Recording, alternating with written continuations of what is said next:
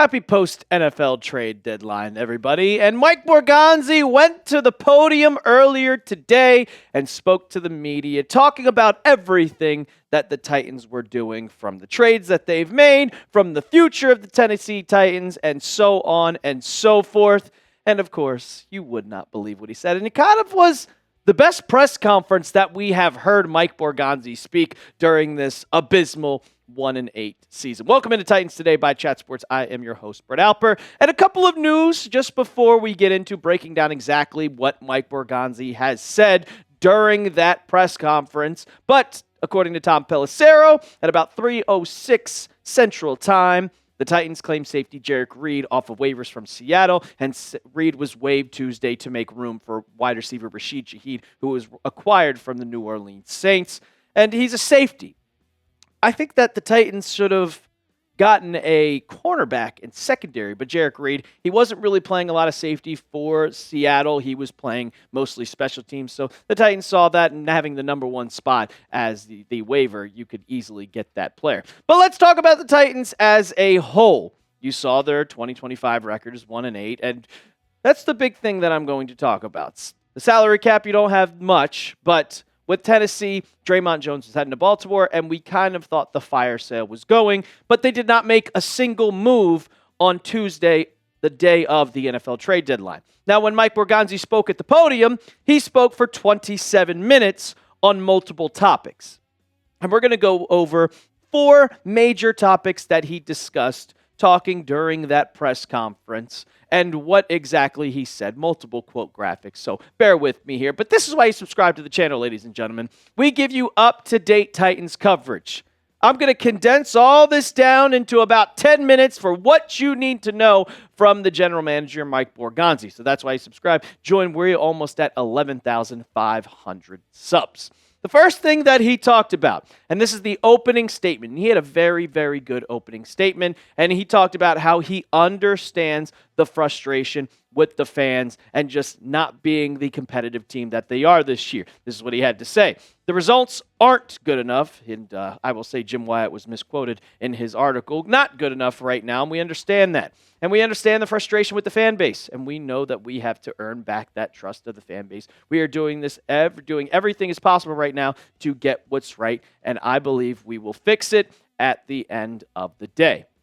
I will say, he knows this is a process of building his team. Rome wasn't built in a day. It is going to take time to kind of bring the Titans back basically from the dead, because they were the worst team in football. But you got to remember, they got their quarterback. And that's the main thing. You got step one down. This was never going to be a one-year build process. It was never going to be, hey, the Titans are going worst to first, because not only did you get your quarterback, but the team around you was still pretty bad. And going off of, hey, we're not going to go into a full fire sale, Mike Borgonzi also talked about Jeffrey Simmons and why they did not trade him. And right now, he said he is invaluable to us with where we want to go. Jeff is a pillar for what you want on the team. So you have your main captain on offense, and you have your main guy on defense, and you build completely around them. And Jeffrey Simmons, he has been incredible this season. I know he hasn't played in the last 2 games since getting hurt against the New England Patriots, but his stats were stellar. As your defensive tackle, 30 tackles, 8 tackles for loss, 4.5 sacks, 11 QB hits, and a forced fumble. He has been great. He's been great. He was never getting traded. There were all the rumors, would you give up 2 first-round picks? Well, I talked about it. If you trade 2 first-round picks for him, you get those 2 first-round picks, just like the Jets did for Sauce Gardner. Well, you still have to hit on those draft picks. And it's not a guarantee, but you got to guarantee that you have Jeffrey Simmons, and he's going to be a dog for your team. The next thing that he discussed was draft picks and the future of the Tennessee Titans, of what they're going to do with the salary cap, what they're going to do with draft picks. And let's kind of just recap what the moves that they made before the NFL trade deadline, talking about draft picks. You traded Jarvis Brownlee Jr. to the Jets for a 6th-round pick. You traded Roger McCreary to the Rams for a conditional 5th-round pick that could go into a 4th, and also the same thing with Draymond Jones to the Ravens for a 5th. But if the Ravens make the playoffs, he talked about that if they make the playoffs and Draymond Jones gets 2 more sacks, that 5th-round pick goes into a 4th-round pick. So they're hoping that that's what happens. Mike Borgonzi, this is what he had to say about the cap space and the draft picks. We have a lot of cap, but you have to stay disciplined to it too. In the future, we want to draft and develop guys, but there are opportunities that if we see a player that we deem is going to help us, we are going to thin at the position. We are going to attack it. And he also said there's a balance to that, but you certainly want to have your roster consist of more younger players that are drafted to really build the culture that you want. And when you got to hit on those draft picks, they're not guaranteed that you're going to completely hit that on the spot. There's a thing called busts for a reason, and they might not be the perfect draft pick that you have, but you got to hit on them. And they've hit on some of these draft picks, and that's what we're going to talk about. But first, I want to ask you guys, do you have trust in Mike Borgonzi? Do you trust the man?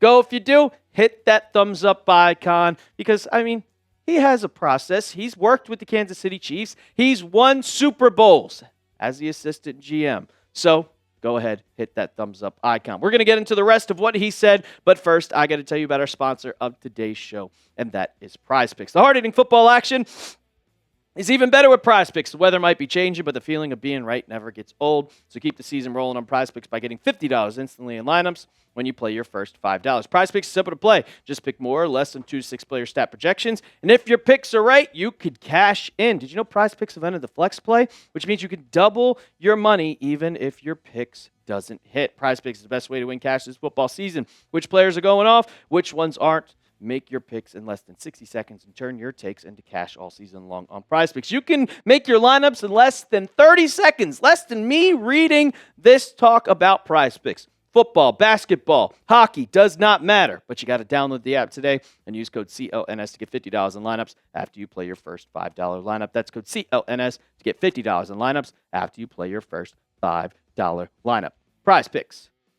It's good to be right. All right, let's talk about the rest of that he talked about. So the next thing is he talked about the rookies. And the rookies for the Titans, that's kind of been the positive note throughout the 2025 season. They did a great job in the players that they drafted this year in 2025, starting with Cam Ward all the way down to the end. And Avery, it's the next one after that quote. There we go. Perfect.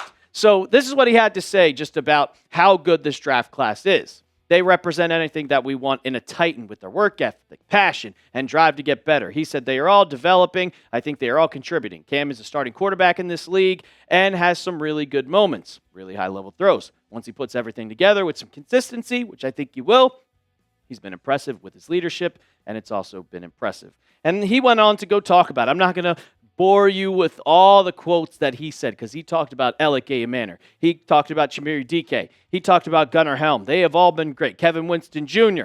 Every single one of these players has been great for this team, and you've seen the development that they could possibly be stars in the future. I will say Chimere Dike needs to play more. Last week, I started him on my fantasy team because I'm really confident in this guy. And all he did was return a punt return for touchdown. So it's still not bad, but he is a dominant threat, and he's played in every game. But when you look at his stats, he could be possibly the number one guy on the Titans. 21 receptions, 194 yards. I know that doesn't look like much, but 9.2 yards per catch. And he's gone for 70 yards in 4 catches. He's gone for 90 yards. He has a receiving touchdown, but look at that return yards. 1,300 return yards. He's one of the best in the league already at returning the football, whether it's punt or kick return. The Titans have hit on this rookie class. We didn't even go into what Gunnar Helm has done, and we clearly know that Chigakonkwo is not going to be a part of this roster next year because Gunnar Helm is that good, and he's going to be a star in this league. And the last thing that he talked about, which of course had to be talked about, because you're going to be looking for a new head coach. And he talked about what the head coaching search would look like. But he first just wanted to give his props to Mike McCoy. And personally, I don't agree with what he says, but you're not going to go and just dog your own head coach at the moment. But he said, I think Mike is doing a great job holding everything together here under the circumstances. I disagree. I think his play calling is bad. I think some of the decisions he's made are really bad. And overall, it just shows that he's not going to be the Titans' future head coach. But like he said, with the circumstances that he has, he's a placeholder for the future. And here's what he had to say fully about who he wants to be as his next head coach. It's imperative we make this decision who is the best leader of this organization moving forward. Me and Chad Brinker have had conversations, and it's important that is not only a fit for the organization, we want a leader. I don't care if it is defense or offense, we'll come together and make the best decision. And this is who I have of my 5 head coaching candidates. Cliff Kingsbury, Joe Brady, Brian Flores. There's your defensive guy right there. Matt Nagy. And, of course, the number one guy who I like the most, and that's Mike McCarthy. Those are my 5 head coaching candidates. I know there's a lot more out there. You could have some college coaches in the mix there. Those will definitely get some interviews. But number one guy for me is Mike McCarthy. Before we get on out of here, name a head coaching candidate you want the Titans to hire. It could be anybody. I don't care who it is, but go down in the comments section right now. And also, while you're down there, go ahead and hit that sub button. If you made it to the end of the video, of course you like something. So join the Titans Today fam and be one of those 11,000 subscribers as we're on our way to 12,000. So hit that sub button, and as always, tighten up.